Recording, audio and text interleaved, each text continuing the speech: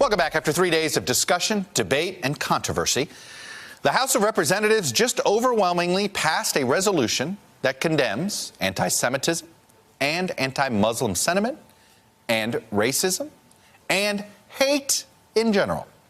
That resolution came in response to Democratic Congresswoman Ilhan Omar's recent remarks, which critics called anti-Semitic.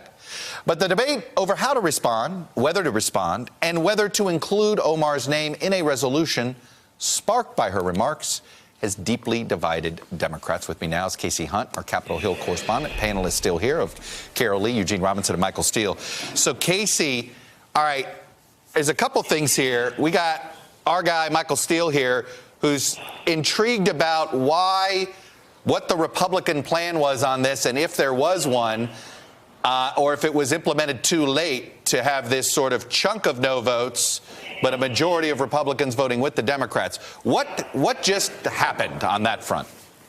So the final vote, Chuck, was 407 to 23, with Steve King of Iowa voting present. I'm sure our panel can help explain as well why Steve King might. He's been the target of many of these things. We'll get to that. Yeah, absolutely. In the past. But as for the Republicans, it doesn't seem as though there was a concerted plan because, quite frankly, our initial analysis and take is that this may actually be two disparate groups of Republicans who voted no on this for different reasons. So a couple things. First, you have a lot of Trump supporters who voted no, people like Louis Gohmert, for example. You also have Congressman Biggs, Congressman Gosar.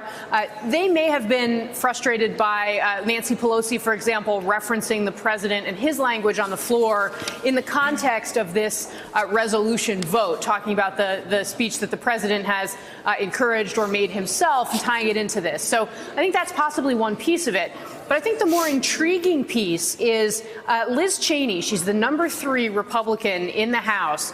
She voted no on this. And remember, this is a resolution that, as you outlined, condemns anti-Semitism, condemns hate speech against a wide variety of minority groups. So why would you vote against it if you're somebody who, like Liz Cheney, is politically ambitious, considered to be someone who is, in the political moment, sort of in a shrewd way?